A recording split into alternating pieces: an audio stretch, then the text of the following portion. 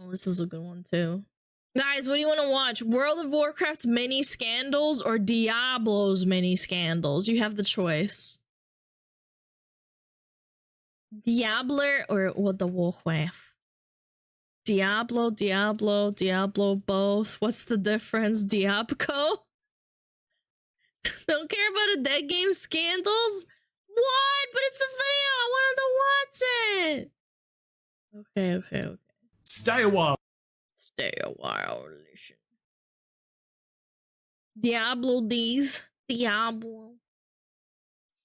And listen, as I tell you a tale, one held between the high heavens, known as Blizzard Entertainment when they make good games, and the burning hells, known as Blizzard Entertainment the rest of the time. A conflict that mortals like us are but another pawn in. A pawn to be exploited for money. From a cash grab mobile game that even a treasure goblin would find too rich. A pawn to be ground up and spat out by the meat grinder of poor game launchers. Oh, okay, it was a bad game launch, but the game wasn't that bad. It was alright. It was better than D4. For money. Again, but in a different way this time. These it was a bad game. I mean, it was better than D4. Franchise. Let's put it that way. Let's be real. No matter how mad you get at Blizzard during this video, you're probably still going to buy Diablo 4 all the same. When you I had to because I have to stream it. Be sure to practice safe gaming with gamer subs. Probably shouldn't have picked the green flavor. I want to get sponsored by gamer subs. I want my own flavor. It will. They don't care if I just suddenly end the. Hey guys, I just got chewed out by the brass over at gamer subs. You're a loser. Turns out they do care if I suddenly abrupt their ad. Well, you should be. Turns out they do care if I suddenly end their ads. I forgot to tell you guys about the amazing promo offer they've got right now. For 24 hours after this video goes live, use my link in the description to get free shipping on any item on their store. That includes their free sample packs. Doesn't take a genius to figure out how much that costs. God damn it, this ad is too long! Fucking piss After yourself. That, the code will get you 10% off anything on their website. Madge. I want to get sponsored. Get away from the screen! Keep going! Yeah, bitch. While Diablo's player base are usually the ones receiving the short end of the raw deal, even their developers aren't immune to a scandal. No, not that one. No, not that one. Not that one either. No, not, was your code be? Not this one. In 1993, a studio by the name of Condor was squirted into existence by David Brevik and the Super Schnafer brothers, Max and Eric. About 9 months before Condor was due to birth Diablo 1 into the world, Blizzard's then owners, Davidson and Associates, scooped up Condor and renamed it to Blizzard North, with the original Blizzard being nicknamed Blizzard South. Despite sharing the same name, these studios were effectively autonomous from one another, which worked great for North. But things were about to take a turn for the Blurst. Blizzard is somewhat of a hot potato as far as gaming corporations are concerned, constantly passing hands to whichever company has the weakest harassment enforcement policies. You may have heard recently about how Microsoft is trying to court the darling maiden, but this is far from the first time. In 1996, Blizzard North's owners, Davidson and Associates, were bought by CompuCard International, also known as CUC, which is going to be really hard to not make a joke about. CompuCard later merged with another company in order to form Sendent. Less than a year later, it was discovered that the cucks at CUC had been cucking the books, lying about their profits and overstating their income to the tune of $500 million. I didn't even know about this Sendent stocks plummeted from $39 to less than $10 a share, costing shareholders $14 billion, which is roughly how much money you need to max out a character in Diablo Immortal. Blizzard North's founders, who were paid in stocks instead of cash during their company's acquisition, could only watch in horror as their money went up in flames. The team trudged on, and Blizzard was once again passed around like a joint of weed at a marijuana party. This time to Vivendi Games. 2001 saw Blizzard North begin development on Diablo 3, and a sci-fi version that followed the Warcraft StarCraft naming supposed to be Diablo 3 by naming it Starblo. Starablo. Now, you might be wondering why Diablo 3 took 11 years to release if they began development in 2001. In 2002, Blizzard North management discovered that the company was, you guessed it, being put up for sale yet again. Much like Sneeko, the cuck incident weighed heavy on their minds. Terrified of another botched sale that they had no say in, North founders Dave and the Schnafer bros had a plan to ensure security for them and their staff. They decided they would threaten their resignation unless Vivendi gave them a seat at the negotiation table. Instead, Vivendi said, "Righto mate, see you later." And by the end of the day, they were escorted from the premises of the very company they founded. Blizzard South was now in control. Fucked up.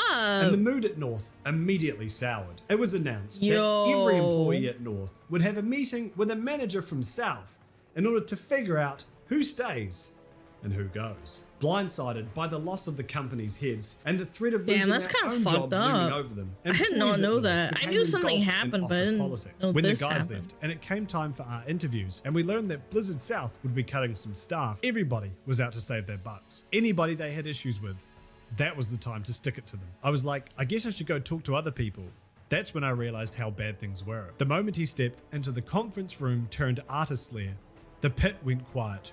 Rivero, Bowie, and the others glared at him until he backed out. For a second I thought, I'm going to try reach out to the people I know. Then I realized that everyone was making lists of people they wanted to see fired. It was like, wow, this is the Everyone just turned against each other, dude. I didn't know it was that bad. end. Employees discovered their fates, reality show style, by being directed to either the Like literally room in person or the kitchen. firing? It was pretty Damn. depressing. Actually, when I walked into the room, I saw a certain person in the same room I was in, and I thought, yep, I'm gone. There's no way they're keeping him. Blizzard North was no more, and its remaining staff was shipped down to the Blizzard South office in Irvine. Almost all of the work that North had done on both Star Diablo and Diablo 3 was scrapped, which explains both Diablo 3's delayed launch and shift in design philosophy. David Brevik, one of the North founders, would later express his feelings about Diablo 3's turbulent launch. He lamented how different the final product was than what they would have made. And I did watch an interview about the guy that was part of the old Blizzard North. Also confirmed streamer furry watching furry video. What the fuck are you talking about, man? Seriously, do you like think about what you type sometimes? how important it is to keep around talented folks who understand how the franchise works. Jay Wilson, the lead designer of Diablo 3, what would has respond, that got to do "Fuck with that, me?" loser. Speaking of Diablo 3's launch,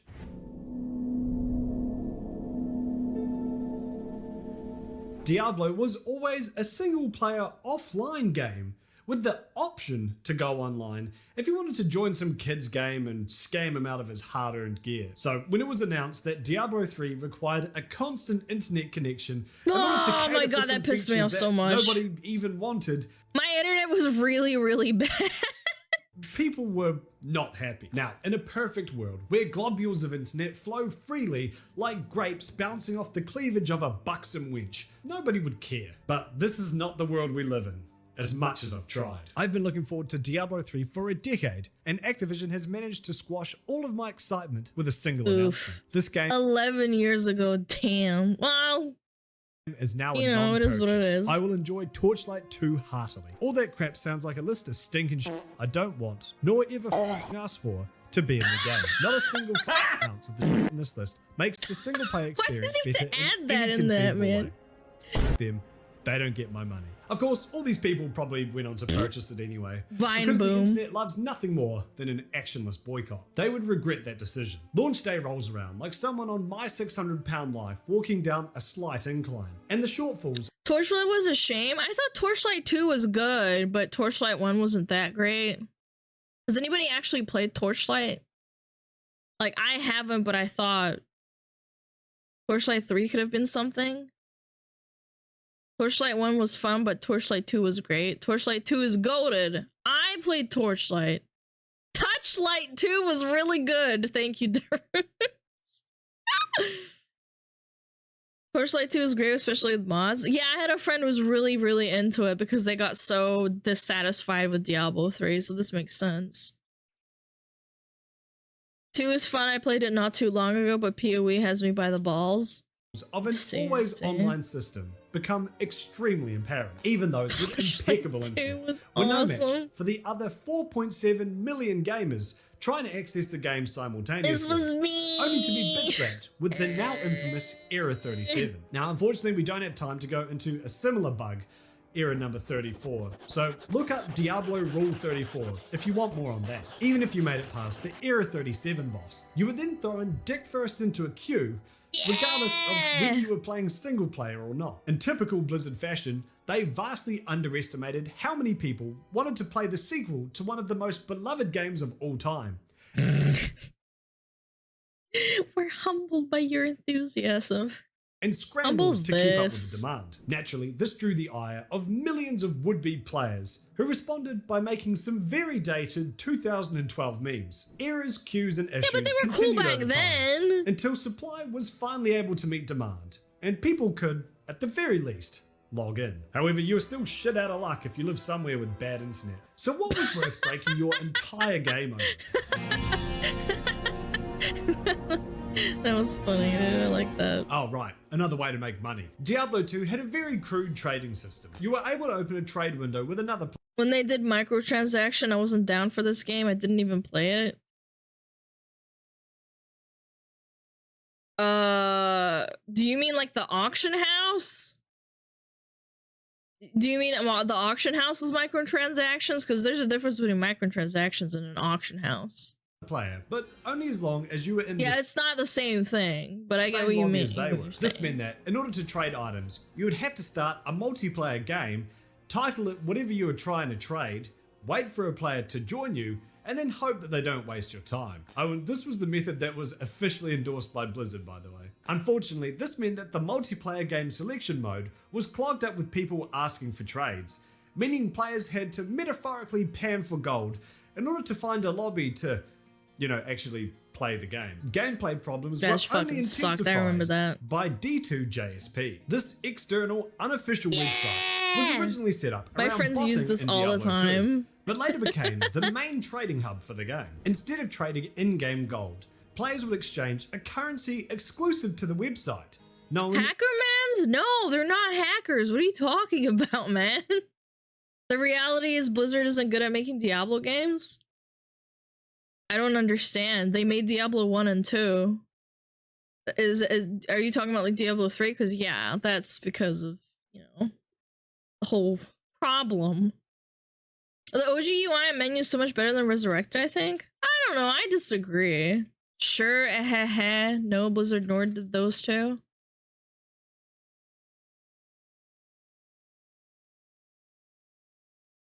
Are you implying people who use D2JSP are hackers? Because like I'm kind of mind blown by that. There's gold sellers, they're not hackers. Because there are some hackers on any form of trading website, but thank you, woo. Thank you so much. Did they though? Well, I mean, yes, original Blizzard North, that was part of Blizzard, made Diablo. Diablo 3 was not made by Blizzard North, that's why it fucking kind of sucked. As Forum Gold. Forum Gold was purchased using real-life money and became a way to trade real currency for in-game items. There was no way to actually cash out Forum Gold, however, meaning the only people to actually make any dough off this were the people running D2JSP. With Forum Gold now the preferred currency for Diablo trading, the actual in-game currency became near worthless and rapidly inflated in value. This took the power out of Blizzard's hands, as the game had been designed around a certain level of gold acquisition and spending, which were now completely irrelevant. This meant if you wanted to seriously gear out your little dude, you were either forced to turn to Forum Gold or bottom. Keen to not see a repeat of this in Diablo 3, Blizzard implemented auction houses that used both gold and real-life money. While this solved one problem, it conveniently spawned 15 more. Diablo 3 was now officially pay to win, as anyone with a fat enough— I made 2. I was so proud of myself. I made it in college, I'm pretty sure. It was my first year of college, I think. I don't remember. It was a long time ago. Wallet and poor budgeting skills can now we pay can't their hear way you to whisper. power. Oh, I'm Unlike sorry. in real life, I said I made $200 off D3. I can't remember what I sold, but it was like a bunch of small things. Rich people have no real advantages. Now, this wasn't as bad as in other pay-to-win games, as Diablo 3 had almost no player versus player on launch, and their planned PvP modes were quietly pushed down an elevator shaft when nobody was looking. PvP is where paying for power becomes a real sticking point, as nothing feels worse than losing a match, not because you were outplayed, but because you were outpaid. Instead, paying for power in a player versus environment game essentially saves you time, except that time would have been spent playing a video game, which is meant to be fun. No, it's not. So you've essentially just paid so money so that you don't have to have fun. Crazy. I'm sure some people will argue that, oh, you're just Diablo cutting Immortal. out the I couldn't boring recognize rhyme. it for a minute there. I mean, what do you think happens when you have the best gear in the game? Conveniently, Blizzard also takes a cut of every sale made on the real money auction house. Initially, these were meant to be a flat rate per item instead of a percentage cut. Percentages really incentivize us to manipulate the system, and we don't even want the incentive to do that, much less actually do it. We expect it'll break even, lead designer Jay Wilson says. While equipment such as armor and weapons ended up having a flat fee of $1 per sale, commodities like gems, materials and the like ended up having a 15% cut of the final sale price. The real money auction house was they also were one of the higher for some primary reason. That's motivators so fucking behind the sad. I game's don't remember that always at all. online nature. This was to ensure that players couldn't hack or cheat the game while offline in order to spawn in powerful high-end items that they could then flip for a profit on the real money auction house. But it turns out they wouldn't even need to, as the drop rates for powerful gear in Diablo 3's early days were so high. I still that bought the real money it. auction house found itself flooded with cheap, You little powerful gear. rat. While I suppose this is preferable to the idea of a $50 sword, Of course you did, Caius. if you can just buy a full set of I had a I think it was a Korean friend. He bought it while he was at work. Yeah. We went to school together, and he told me about how he bought it while he was at work. high-level gear for a such few a bucks. rat. I mean, why would you even bother trying to get it normally? To compensate, Blizzard then skewed didn't the drop buy it, I rate didn't know in the how, but opposite still. direction, meaning it was now hard to get cool items for your character. In a game about getting cool items for your character. After 22 months, Blizzard decided to remove the real money auction house, citing how it undermines the gameplay of killing monsters and getting cool loot. But in D2, you can still do that, except it's on D2 GSP, and you can do that, so... Like, I don't understand this, because on Diablo 2, you can trade, and people sell shit all the fucking time, even on D2R. So why take it out? Like, is it just that much of a problem? Something that players have been telling them ever since it was first announced. In the end, lead designer Jay Wilson estimated that the real money auction house made between $10 to $15 million. Now, for a lot of game companies, that might sound like enough, but for Blizzard, that's just their weekly breast milk budget. They wanted to get a cut or no one gets anything? Yeah, but Diablo 2 didn't... Diablo 2R also still does it. They could have just disabled it, but they didn't. Goodbye, Kohler. Goodbye.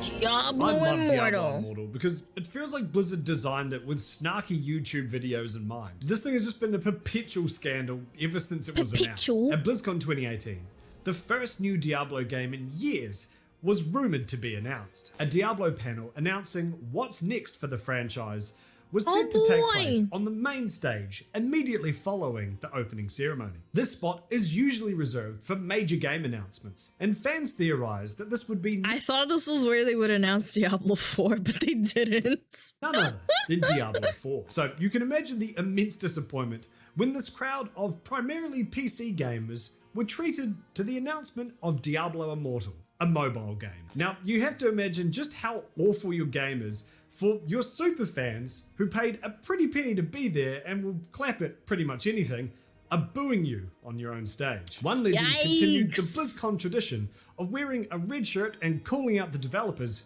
during the Q&A panel by asking, "Is this an out-of-season April Fool's joke?"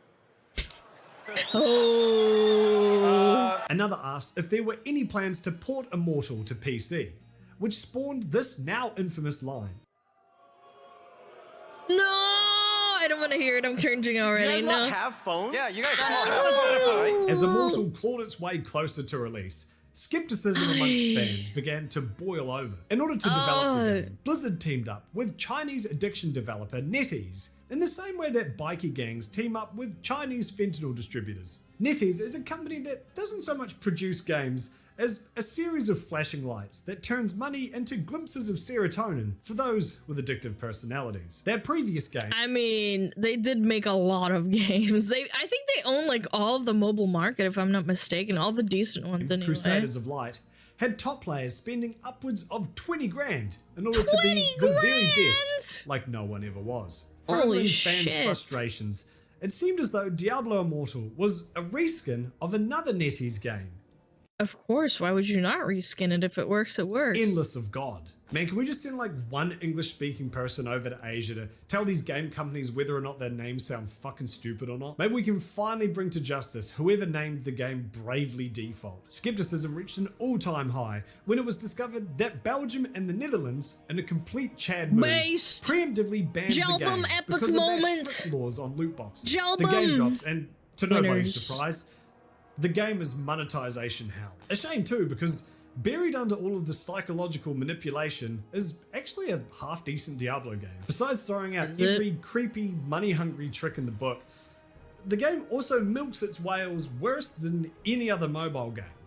And that's saying something. In order to completely max out a character, it was initially estimated that you'd have to spend around $100,000. Of course, no one's A forcing you to shitty spend house? money. You also have no obligation to max out your character. Holy. But what, you're just gonna finish the story mode and then move on to another game? Like a fucking weirdo? These massive figures are primarily 110,000 based American on dollars, legendary dude. gems. One of the key ways of increasing your character's power at max level. Gems are rated out of 5 stars. And on top of that, there's a secondary rating system for 5-star gems, which again goes up to 5. So the best gem you could find is a 5-star, level 5 quality gem. In order to get these gems, you have to run Elder Rifts, which are short randomized dungeons. Of course, you can't just expect to run a dungeon for free. Tap to add legendary chest. I love that, man. I love that. So without spending real money on a legendary crest, your Elder Rift will never drop a legendary gem. Even if you do spend real money, there's only a 4.5% chance of getting a 5-star legendary gem for every legendary crest purchased.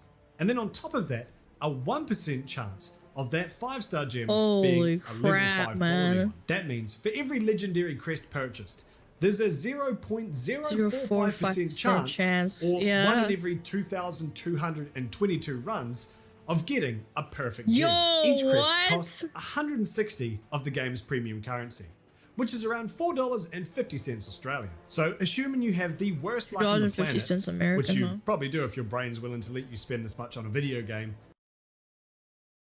I think the most egregious thing I've ever done is spend money on BDO, and I'm not proud of it, so...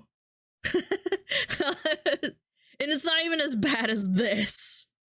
There was a dude who got totally maxed out and spent like 100 grand, but his account got bugged and he couldn't match people in PvP to progress. Blizzard support refused to help, so he charged back his credit card, all 100 grand. Did he get all that money back?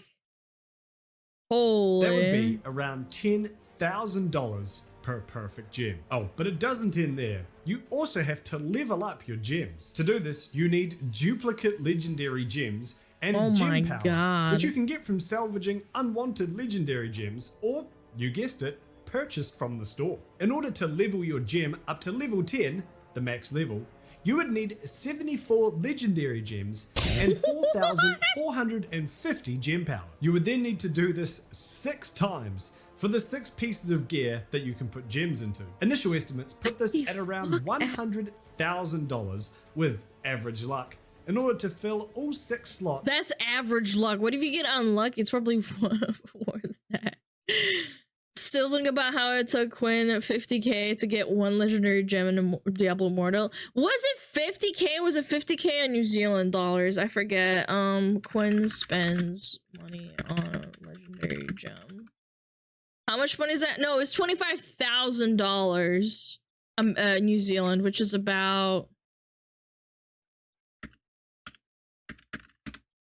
$14,000 American, which is still fucking insane. Yeah, it's still crazy. With perfect gems. Oh, what, do you think that was all? There's more. It turns out Blizzard added in a secret surprise mechanic just for whales. Upon leveling your gem up to max level, which is no small feat in itself, you were then given the option to awaken the gem. This allows 5 additional gems to be superglued onto the original gem. While these additional gems don't need to be 5 stars in order to get the maximum benefit, they still need to be leveled up to 10 the same way as the rest. Now, if you think this is needlessly confusing for no discernible reason, yes, you're right. Mobile game developers use strategies such as these to obfuscate power and muddle the value of purchases, so that $50 pack seems more valuable than it really is. Although, let's be fair, no amount of smoke and mirrors should be able to convince you that $10,000 is a reasonable amount of money to spend on a video game, let alone a single item in a video game.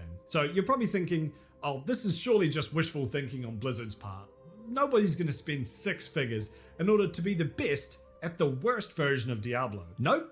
At least one content creator did exactly that. It turns out having a character that powerful. Oh my god, I've seen this guy. Yeah, I think Asmund looked at this guy way back when. The game can't find. Wait, should I refund 100k on Diablo Immortal? Oh, is that the guy you're talking about? What's wrong with dropping 10 bans on a game? Everything, man, everything. Anyone of equal power to matchmake you against, rendering his uber-powerful juggernaut unable to flex the fortune he'd invested in it. The uproar around this was overwhelming. Content creators and Diablo fans lined up to kick Diablo Immortal in the head out the back of a pub in New Hampshire at 2 AM. But if pop culture boycotts and political results are anything to go by, what people complain about online versus what the casual majority engage in are often two completely different things. Despite being review bombed on Metacritic to the point that it's now the lowest rated user score ever, it still has a respectable 4.6 stars on both app stores. Yeah, well, I don't trust this shit at all. I've downloaded many mobile games and I've never seen this shit be accurate. Not only that, but in the game's first 5 months, it reportedly made over $300 million in microtransactions, which makes you wonder why. Wait, what? How many Diablo 4 copies sold in first month? If you apply some as a sales member to between 9 and 10 million, so let's do 9 million. Let's put 70. So that's 630 million. Anybody. How much did you say? Stores. Not only that, but in the that's fucking half of what Diablo 4 did, and they put zero effort in. Game's that's first fucking 5 months, insane. It reportedly made over $300 million in microtransactions, which makes you wonder why anybody bothers anymore. All the while, an objectively better version of the game, like Diablo 2 or 3, still exists. And last I checked, you don't have to spend $100,000 to be good at it. Well, at least Immortal worked at launch. Diablo's not the only Blizzard game to be engulfed in scandals. Check out my World of Warcraft video for more on that. That fucking sucks, man. Low effort, high reward. Yeah, no. I mean, like, it took what? Like, how many years did it take for them to release Diablo 4? Like 11 years or some shit? And they put in a mobile game that literally is like zero effort. It's some reskin recloak of another NetEase game. Where is it? Yeah, Crusader Might, this one right here. They just did a reskin. Huh?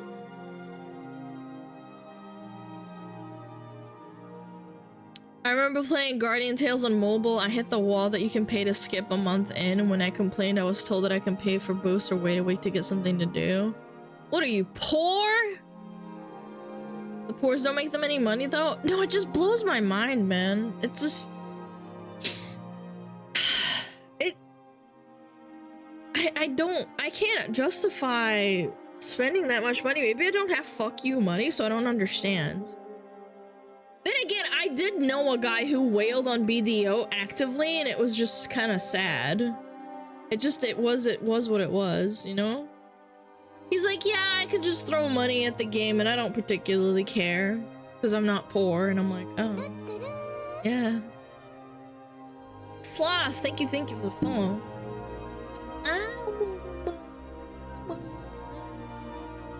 There are more poor than rich that are spending pennies, but those pennies add up. I don't know. I mean, I don't think that's how it works. The people who play mobile games and games like that, they are the ones that give a lot to counteract the poors. That's what's happening.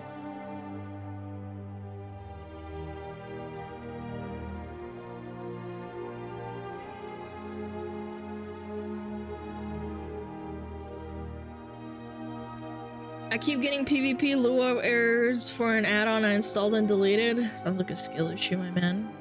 I spent 5 grand on Genshin? How? How did you spend 5 grand on Genshin? The game came out 3 years ago. You're trolling, right? The 80-20 rule, huh? No, seriously. There are people who spend literally like 6 times that of a normal person, so they counteract it. I was an active user. My boy Sarah Meta. Tectone spent like 500k on Genshin. Yeah, Tectone is a monster, but at the same time, he makes a lot of the money back. Through content. Yeah. I'm not excusing it, but still. I knew a dude that put 30k USD in BDO to get V Blackstar. Yeah, I knew someone who was like that. Well, maybe not 30k, but I'm pretty sure he put in like 15 or 12 grand into getting a, was it a pen ogre? Or pen... it was something ridiculous. Like, it was fucking insane. And this was back then. This was like years ago before Blackstar even came out, so yeah. Pen ogering, yeah. I just remember how insane that was to me, that he spent that much money, and I was like, oh god, that's fucking crazy. And he hates it because when he spent the money at the time, he was not big enough to make the money back, and he made the game boring, easy piss. Oh, that sucks for him. I don't know. Sounds like a skill issue. If you spent 500 grand before you got big, I don't know, man. He's got a gambling addiction. He's gotten homeless from doing that before? What? I didn't know that. Tectone. Homeless? I'm gonna need a source on that. Tectone was homeless. What the fuck? What? No. I was homeless for a very long time, right? But if I was to be living in an area that could kill me, I would leave it. Now, I might not be able to do so comfortably, but I would just go somewhere else, and I'd rather live on the street. That sucks. Than be in a infected fucking cancer town, right? If you're new, be sure to subscribe. Thanks. Damn, that sucks. I didn't know that. Huh. That's kind of brutal, though, honestly. Sounds like rich people problems. Well, he's not rich if he's homeless.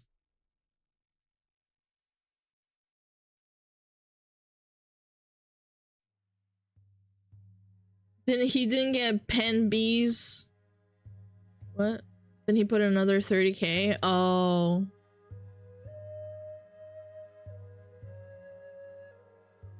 He's rich now, wasn't then? Yeah, that's what I was saying, is that he wasn't rich then. He's got a horrible gambling addiction. Yeah, when you have a gambling addiction, you basically can't stop yourself unless you have like insane self-control and take yourself away from the environment.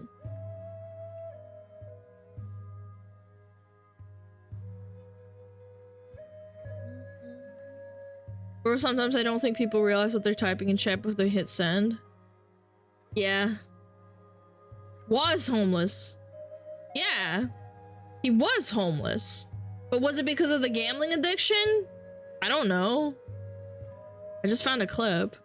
I think he learned after hitting rock bottom because now he's playing Honkai Star Rail 100% free to play. Are you sure? I'm gonna need a source on that. I didn't. He was spending insane on Genshin. He was a streamer. Yeah, but what he was. But was he making a lot of money? His on-stream account is free. So his off-stream account, we have no idea if he was on other accounts. I'm sure he does. I feel like I would have one. He was bigger on YouTube than he was on Twitch back then? I don't know a lot about Tectone. I know he's had it pretty rough, but I didn't know he would have it that rough. Most people with family addictions I've noticed are people with money, hence I said it sounds like a rich folks problem. That's pretty, I mean, it's kind of an ignorant thing to say. It's anecdotal. Why do you think people gamble stuff, gamble their savings away on lottery tickets? It's a lot of poor people do it too. What I know about Tecton is that he never fucking shuts up! Most people spending all their money on scratch tickets are not rich. Yeah, no, I knew a girl in my class who I was friends with, and every afternoon her mom would go out and buy scratch tickets. They weren't like poor, they just were like maybe a little bit below middle class. And it's like they always bought that stuff, and I'm like, dude, that's such a waste of money. It's the same thing as buying like Genshin characters. It doesn't matter, you're just throwing away money. So, I mean, gambling is fun. I'm sure it is until, you know, you're sitting on the side of the road and homeless. Only buy what you can afford to lose. Yo, yes, Choco, thank you. That's right.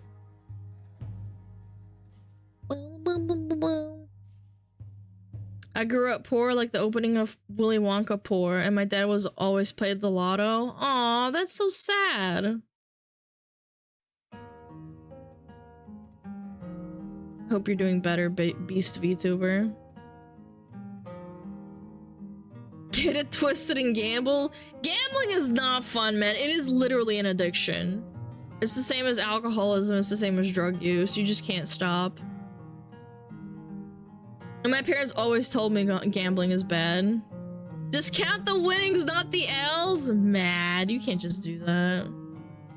People aren't very smart, sadly. Well, it's the dopamine effect. I mean, some people are predisposed to having a dopamine addiction, or they need that high that, you know, to get that feeling of feeling good back. Everything is technically addicting. Everything. Food, water. Well, not water maybe, but food, sex, gambling, alcohol, like... Adrenaline junkies are also, like, technically, like, addicts. They're always chasing a high. DVD is addicting. Yeah, for you, maybe. Gambling isn't that bad. You just need to know when to walk away sometimes. Yeah, but gambling... People with gambling addiction don't know when to walk away. I think the biggest eye-opening thing I ever had about gambling was, the Marge Simpson, gambling addiction episode. It was quite sad.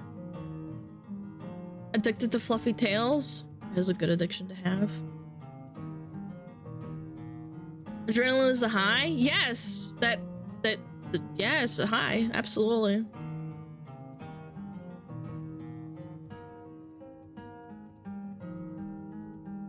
The scary thing with gambling is not even the dopamine hit, that's what hits you, it's the anticipation leading up to the win or loss. Yeah, I'm not like an expert on the whole gambling addiction thing, but yes, it is not the dopamine hit like with a drug or like alcohol or whatever, the feeling. It's the lead up to it, and then when you win, it's like, like you just want that fucking high again and again. It's the same thing. It's like monkey see, monkey do. Like monkey gets the dopamine and then that's it. Poor Marge? Yeah, it was a very sad episode. And I was young when I learned about it, so I was like, oh damn, gambling kind of fucking sucks, huh? Gambling is strictly rigged in house favor. Your odds are way lower than you think they are in the game. Yeah, of course. If you want to gamble, why not just throw money at stock options or futures? You have a legit higher chance of winning. Some people don't know that. They're not that smart. Or they think it's too hard. I'd say gambling addiction has more underlying issues. Like, again, what I've observed, those with gambling addictions are often single, lonely people. I don't think so. I disagree again. A lot of people who gamble and have drug addictions have families that care about them. It's not an exclusively or a higher chance of you being single or lonely. What is that saying? It's like, addiction doesn't discriminate or something. It's some sort of like spiel, but it's a classic. Smugglana coins invest by subscribing to Smugglana. Correct. Addiction is usually a symptom of more underlying issues. Not necessarily. You can also be predisposed through genetics. You can have an addictive personality. I might have an addictive personality to video games, but I kind of don't, because I don't know, like I have the self-control to like, you know, do stuff. So I don't know. I'm like, I mean, I can sit down and play for 8 hours, but do I really want to? Maybe if the game's really good, but at the same time, no.